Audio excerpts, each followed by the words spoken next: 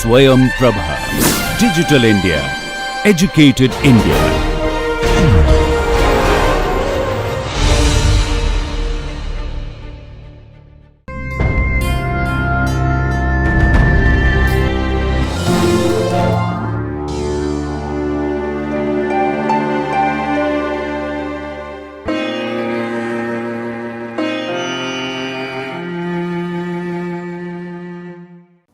Hello, I am Dr. Medora Dias from Goa Medical College.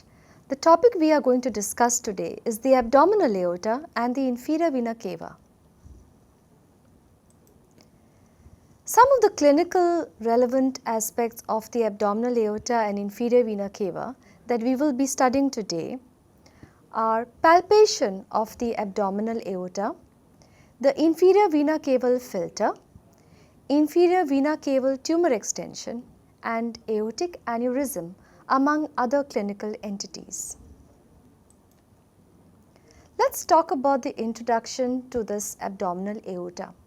This is the main blood vessel which is supplying blood to the abdomen and the inferior extremities.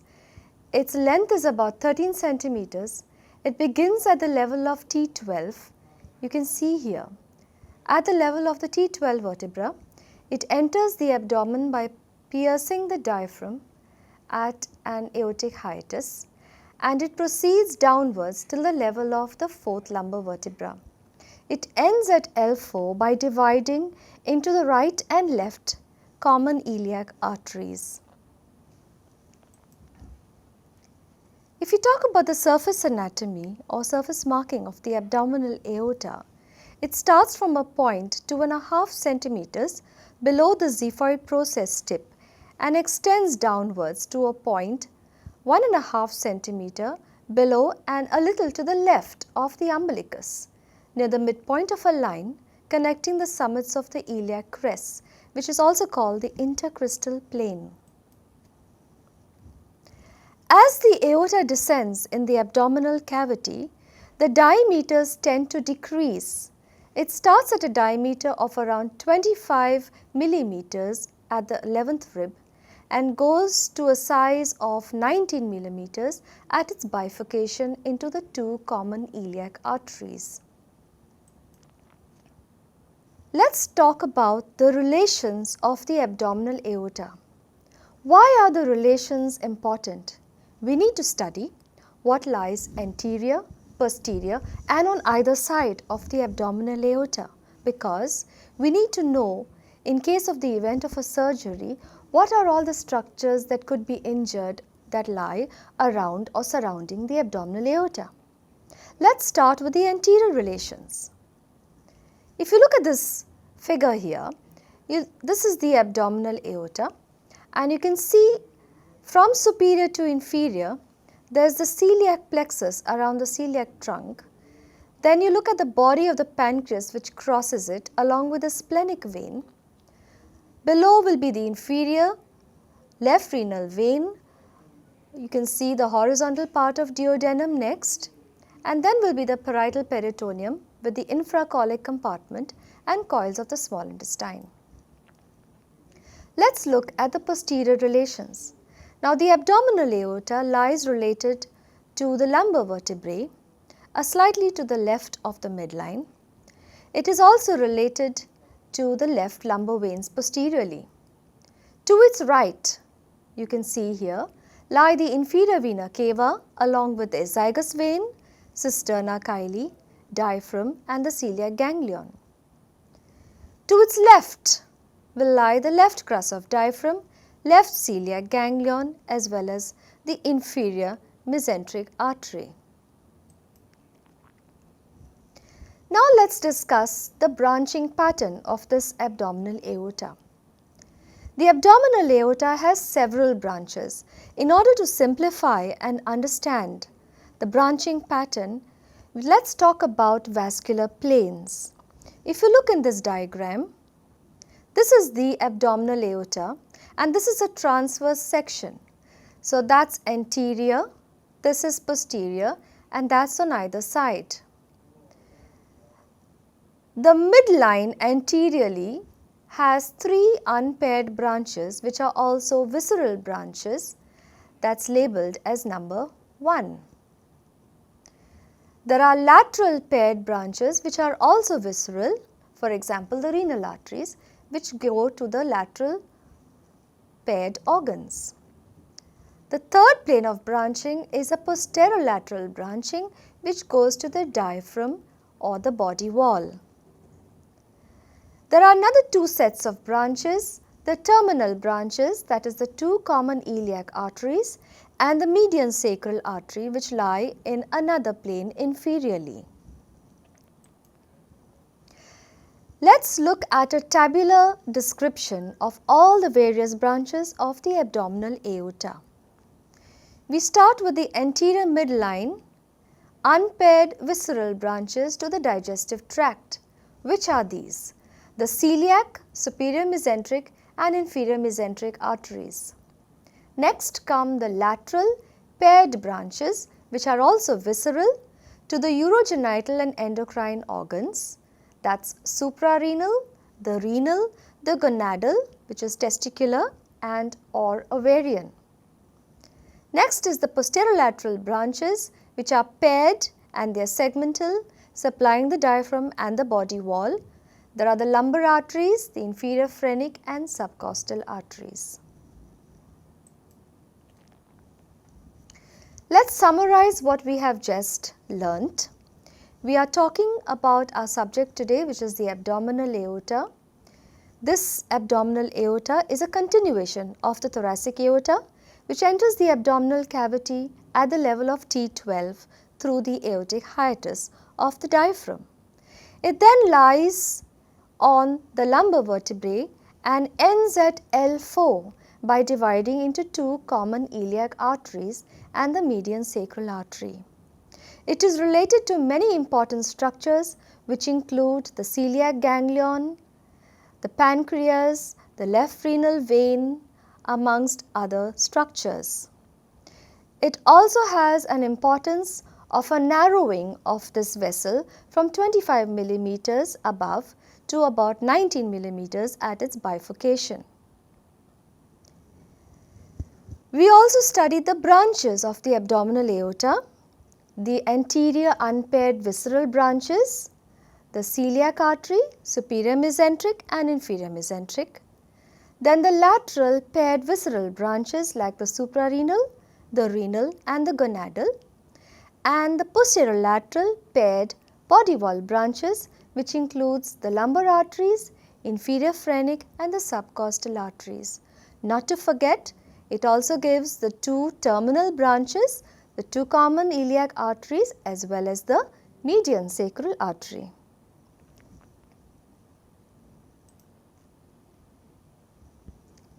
Let's go into a further detail about each of the branches of this abdominal aorta. Let's start with the unpaired visceral branches. There are 3 in number. If you look in this diagram, you can see here the celiac trunk, the superior mesenteric below that and the inferior mesenteric lowest. The celiac trunk is the artery to the foregut, the superior mesenteric is the artery to the midgut, and the inferior mesenteric is the artery to the hindgut. I am sure you all must be knowing about foregut, midgut and hindgut. These are the 3 components of the gastrointestinal tract which you will study when you learn embryology. Let's look at the first of these branches we have mentioned, the celiac trunk. The celiac trunk is a very short vessel which immediately divides into its various branches. These are the left gastric artery, the splenic artery and the common hepatic artery. This celiac trunk is related to various structures like the diaphragm, the liver, the stomach, the pancreas and spleen, as well as the celiac ganglion and plexus of nerves. Coming to the first branch of the celiac trunk, which is the left gastric artery. The left gastric artery you can see here. This is the left gastric artery which supplies esophageal branches It runs to the left and then runs down the lesser curvature of the stomach to anastomose with the termination of the right gastric artery. It is important to note here that some of the esophageal branches of this left gastric artery anastomose with the thoracic branches of the esophagus coming from the thoracic aorta. Next is the splenic artery. This is a very long and tortuous artery which runs right up from the celiac trunk and the stomach bed posterior to the stomach, and it goes right up to the hilum of spleen. Along its way, it gives numerous branches like pancreatic branches. It also gives off short gastric arteries to the fundus of stomach, gives off the left gastroepiploic artery which runs along the greater curvature of stomach, and then terminates by dividing into splenic branches. Now these splenic branches are important because the spleen is a very vascular organ, and any injury to the spleen could result in a lot of blood loss or hemorrhage. We have to always remember that the spleen has two vascular segments, and each of these segments can be removed by a procedure called a segmentectomy of the spleen. So, knowing the arterial supply of the spleen becomes important. The common hepatic artery, this is the next branch of the celiac trunk. It runs to the right and gives off the gastroduodenal artery, the right gastric artery and the proper hepatic arteries. The right gastric artery runs along the lesser curvature of stomach and anastomoses with a branch of the left gastric artery. The gastroduodenal artery passes posterior to the junction of the pylorus and the first part of duodenum and gives off the right gastroepiploic artery and the superior pancreaticoduodenal artery. The right gastroepiploic artery supplies the greater curvature of stomach and anastomoses with branches of the left gastroepiploic artery.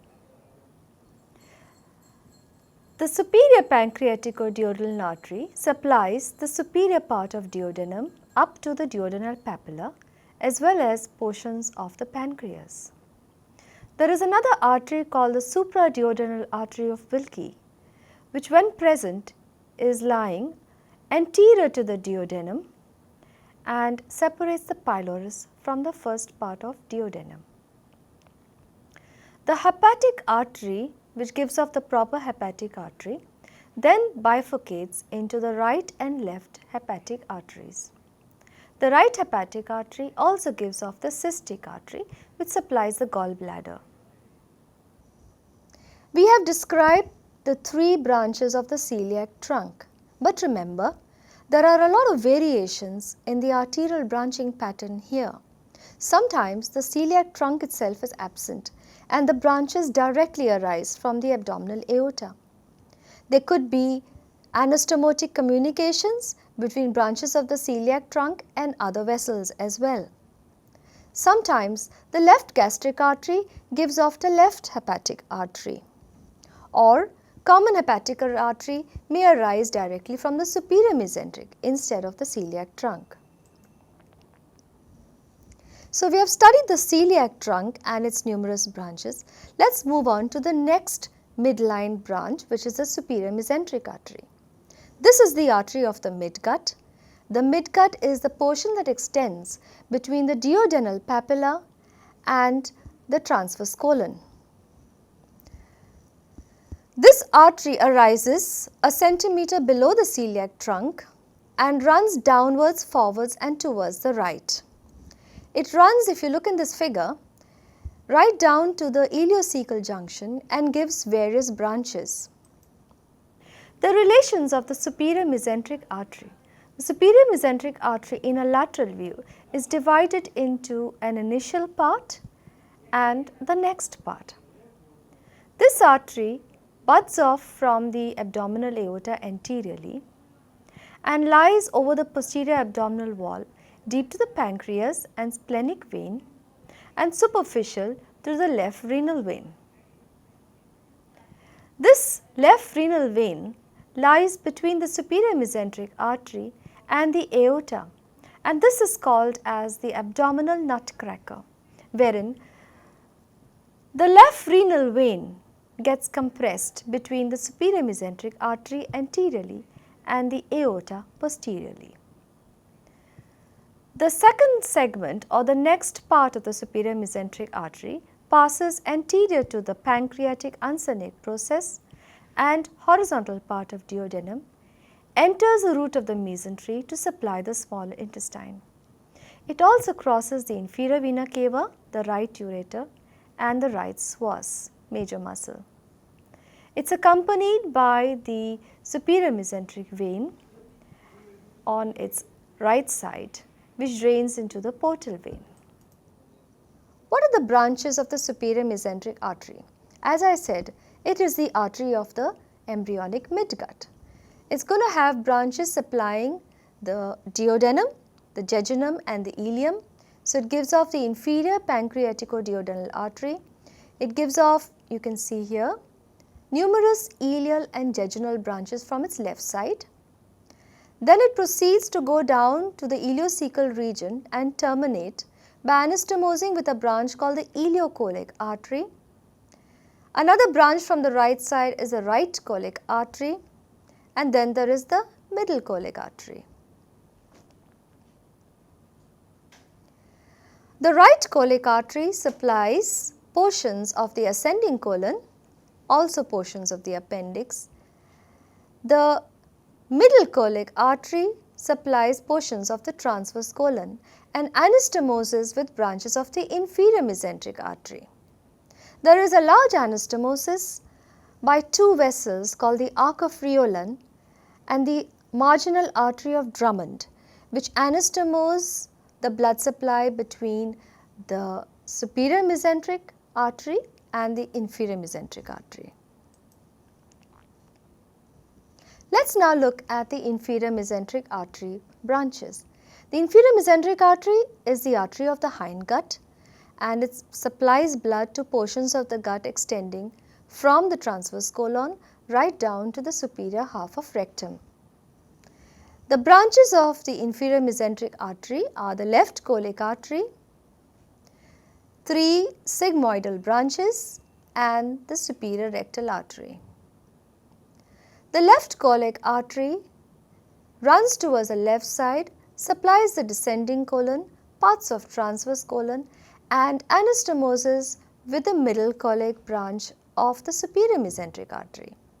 That is the anastomosis we were talking about, the arc of Riolan and the marginal artery of Drummond.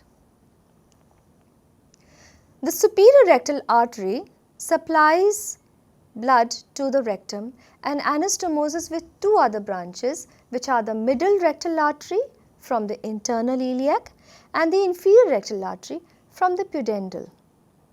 So, the superior rectal artery is an important communication and more important in cases of sigmoid surgery when you need an anastomosis or another vessel to supply portions of the sigmoid colon in case the sigmoid vessels are compromised.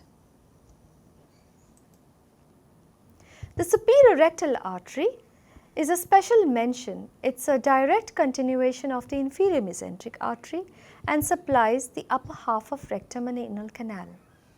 It crosses the left common iliac vessels and descends into the pelvis between layers of the sigmoid mesocolon up to the level of S3. It supplies the superior portions of rectum and anal canal and anastomoses with other branches like the middle rectal artery and the inferior rectal arteries. Collateral arterial branches. There are a lot of variant patterns of branching in blood supply to the gastrointestinal tract, and collateral circulation is very important because if there is any surgery of the viscera, there can be anastomotic supply from other vessels if any vessels are compromised during the surgical procedure. There can be communications between branches of the celiac axis itself or between celiac axis and superior mesenteric, between superior and inferior mesenteric or between inferior mesenteric and the middle rectal branch of internal iliac artery. So, these collateral branches and their anastomosis have a significant importance in cases of gastrointestinal tract surgery. These are some of the collateral arterial branches we were talking about. The first one is the arc of Buller.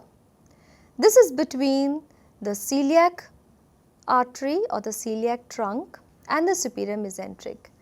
In this figure, you can see the arc of Riolan, which is between superior and inferior mesenteric. The marginal artery of Drummond also is an anastomotic vessel which is given blood supply by both inferior mesenteric as well as the superior mesenteric.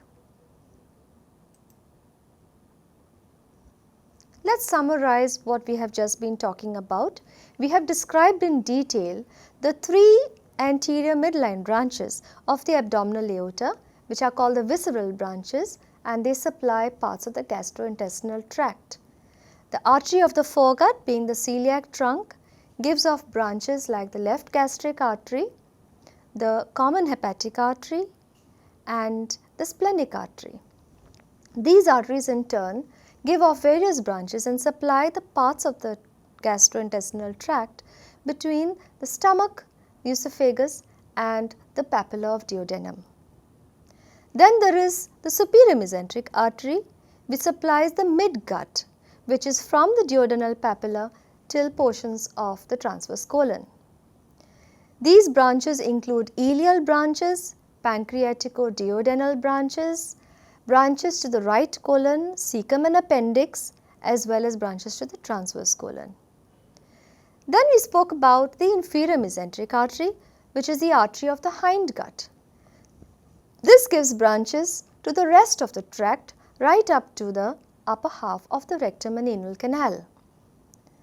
And one of the important branches of this vessel is the superior rectal artery and its anastomosis with sigmoid branches and the remaining rectal arteries from internal iliac and from pudendal systems.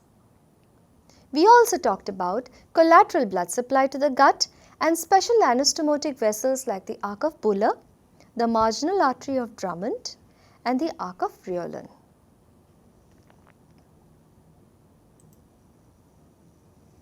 So, we have studied the anterior midline unpaired visceral branches of the abdominal aorta. Let us now proceed to the paired visceral branches. These are the middle suprarenal arteries, which you can see here, the renal arteries and the paired gonadal arteries, either testicular or ovarian. The middle suprarenal arteries, these supply blood to the suprarenal glands. You can see them here, the middle suprarenal arteries, and they anastomose with the other two branches of the suprarenal glands, the superior suprarenal and the inferior suprarenal arteries. The superior suprarenal artery is a branch of the inferior phrenic, whereas the inferior suprarenal artery is a branch of the renal artery. The renal arteries arise laterally at right angles at the level of L1 or L2, the left renal artery being at a slightly higher level than the right renal artery.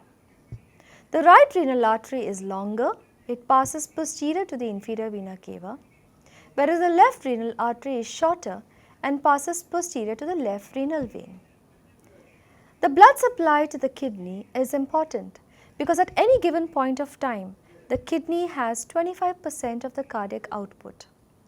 So, blood loss in kidney damage could be fatal, and that is why the kidneys are important in their blood supply, and that is why we study the renal arteries.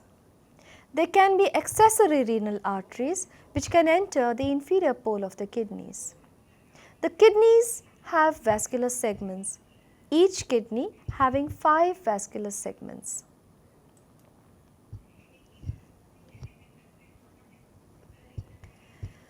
The gonadal arteries could be the testicular artery or the ovarian artery.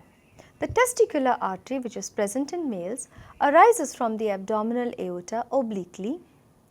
It passes downwards retroperitoneally on the psoas major muscle, crosses the iliac fossa, traverses the inguinal canal and enters the scrotum to supply the testis. It also supplies the abdominal part of the ureter and the epididymis. It anastomoses with branches of the cremasteric artery and artery of the dectus deferens. The ovarian artery is present in females. It arises in the same way as the testicular artery. It descends retroperitoneally but remains in the pelvis and enters the suspensory ligament of the ovary. It also supplies the abdominal and pelvic ureter, the ovaries, the ampullary end of the uterine tubes and the round ligament of uterus. It anastomoses with the uterine artery via the tubal branches. Now we will talk about the dorsal branches. These are the inferior phrenic arteries which you can see here, paired inferior phrenic arteries, and below that there are the lumbar arteries. There are 4 pairs of lumbar arteries and the single median sacral artery. The inferior phrenic artery, as the name implies, supplies the diaphragm. It also supplies the superior suprarenal artery to the suprarenal glands, and it also supplies body wall branches. The 4 pairs of lumbar arteries supply the posterior body wall, and the single median sacral artery, which arises inferiorly, is the actual continuation of the abdominal aorta and descends down over the sacrum and coccyx. If you look at the lumbar arteries, this is what you see. So, that is the abdominal aorta giving off the lumbar arteries. The lumbar arteries branch off into a dorsal branch supplying the dorsal muscles of the back like erectus spinae. It also gives off a branch to the spinal cord, which are the radicular arteries, and a lateral branch to the abdominal wall. This figure shows you the abdominal aorta terminating at the level of L4, L5 into the 2 common iliac arteries. The 2 common iliac arteries are continuations which further branch out into an internal iliac and external iliac.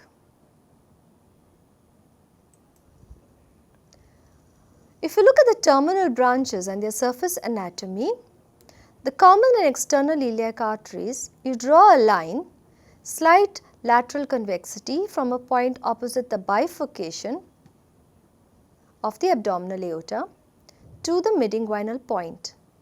The upper 1/3 of the line represents the common iliac artery and the lower 2/3 of the line represents the external iliac artery. Let us summarize what we have just spoken about.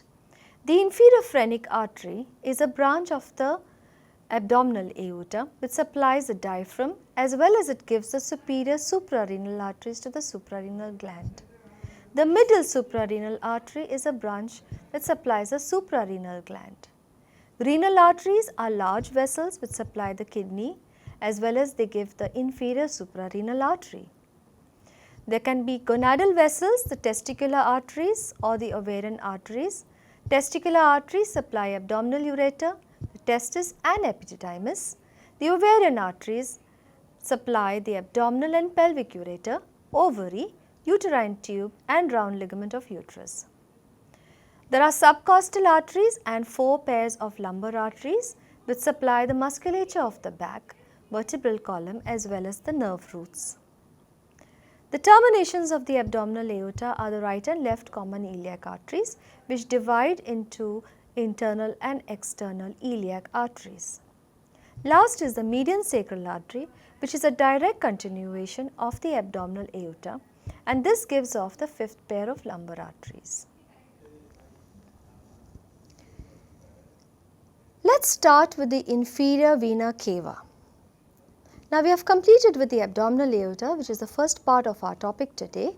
Let us proceed with studying the various aspects of the inferior vena cava.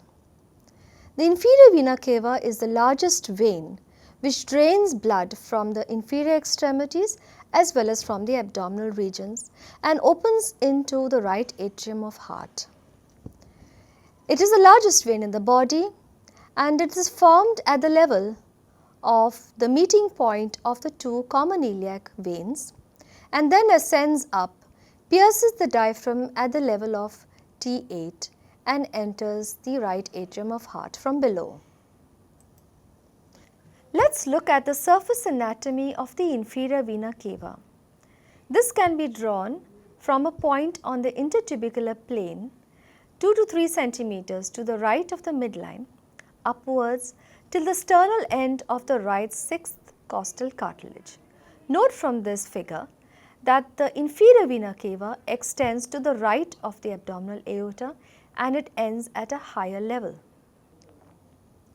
What is the course of the inferior vena cava? As we just said, it ascends upwards, it lies slightly to the right of the midline and it passes behind the right lobe of liver, grooving the bare area, and it is anchored by a thin strong ligament to the diaphragmatic hiatus to the caudal lobe of liver, and it has a small intrapericardial course in the thorax and opens into the right atrium. Except for the gonadal vessels, all the tributaries of the inferior vena cava do not have valves. The relations of the inferior vena cava: posteriorly, it rests on the right crus of diaphragm with right suprarenal gland. Lower down, it lies on the right psoas major. It also lies on arteries from the aorta like the renal artery, inferior phrenic, right suprarenal and the right third and fourth lumbar arteries. What are the relations of the inferior vena cava?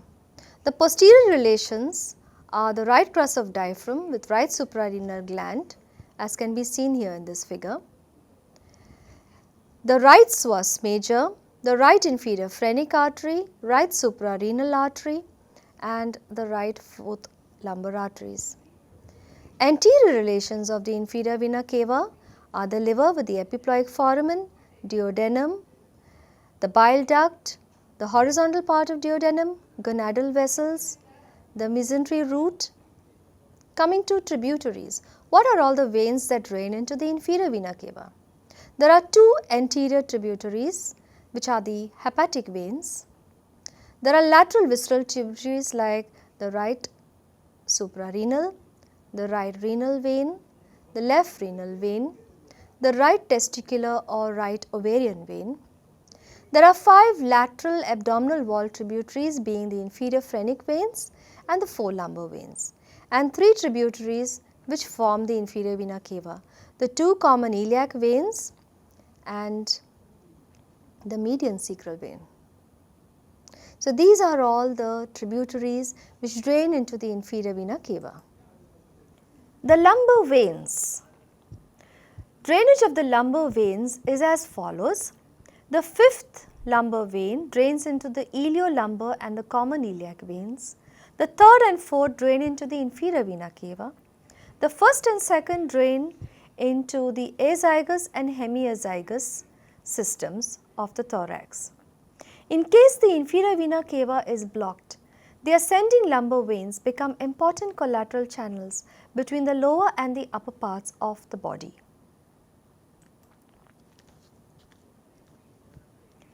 Let's summarize what we have studied about the inferior vena cava.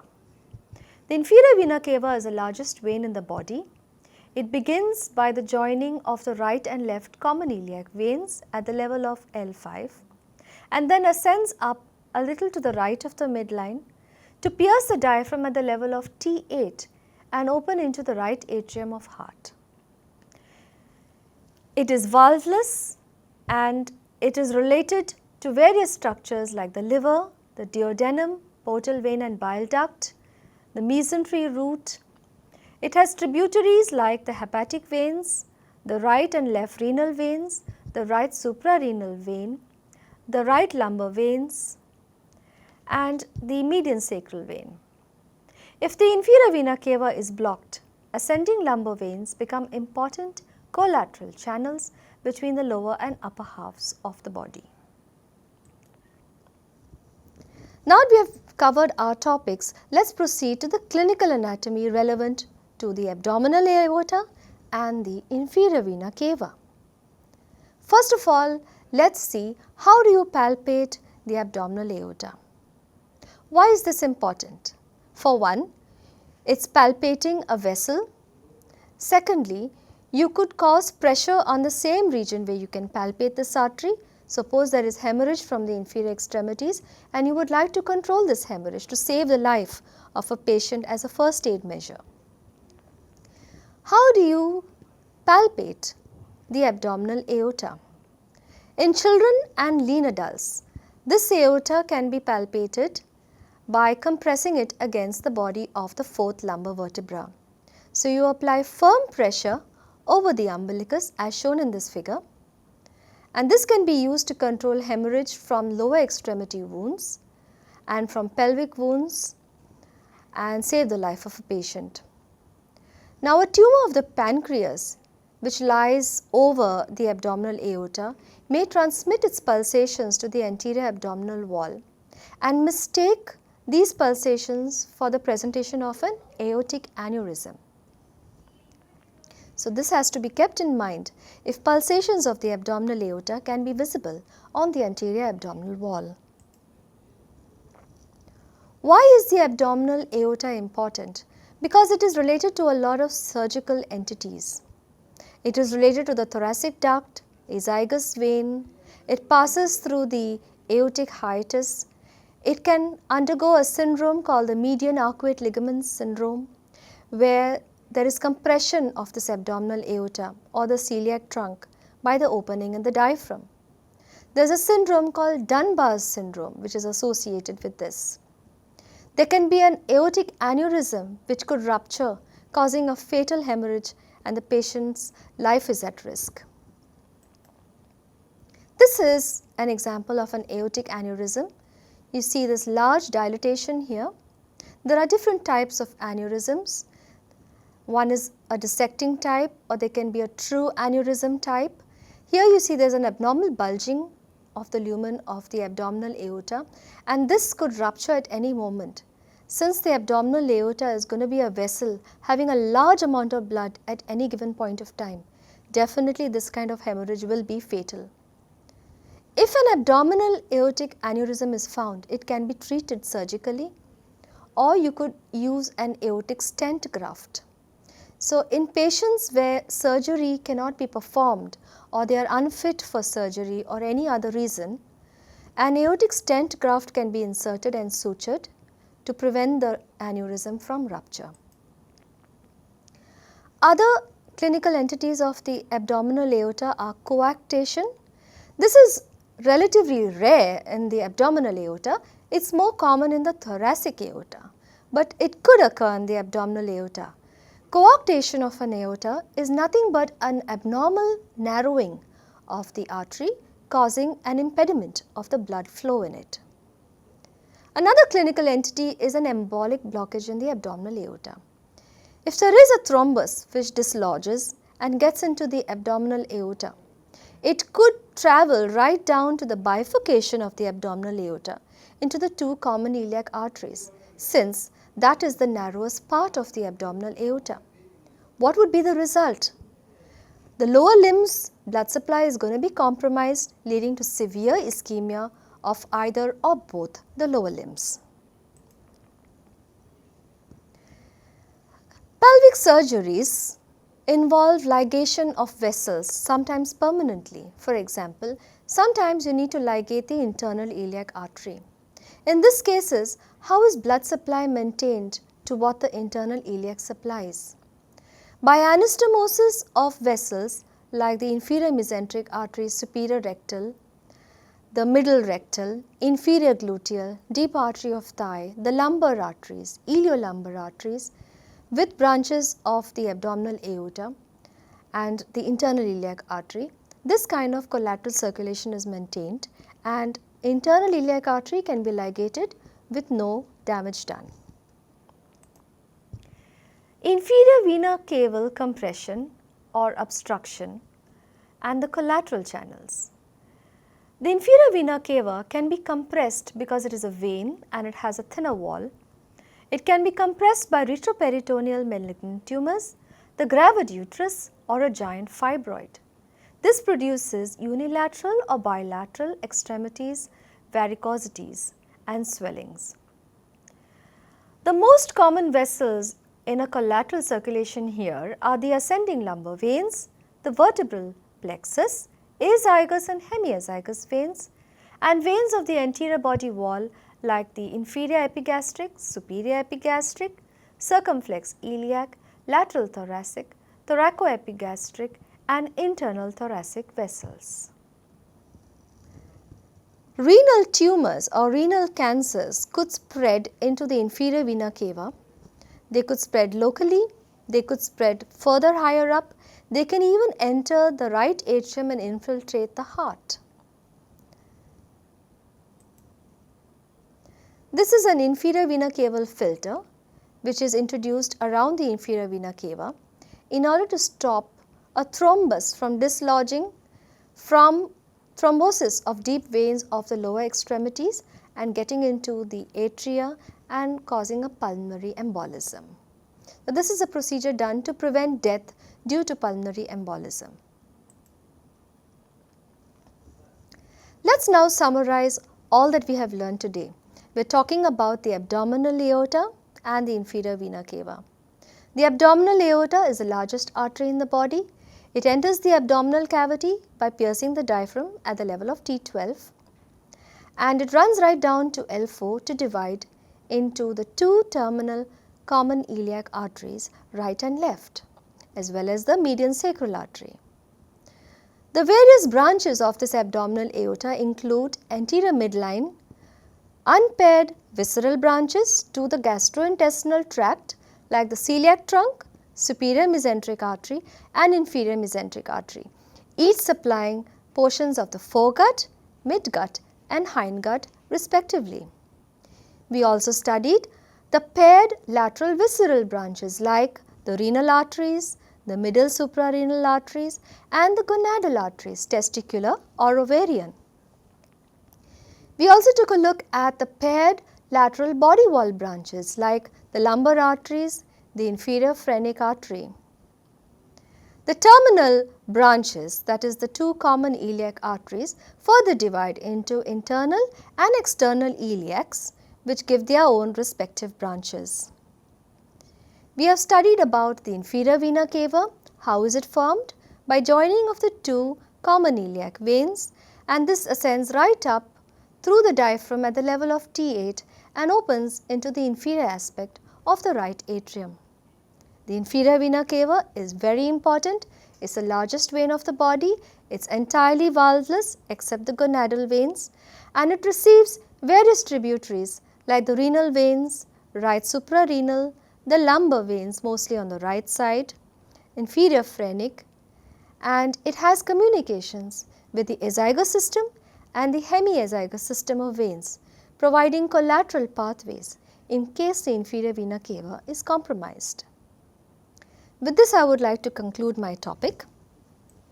Thank you.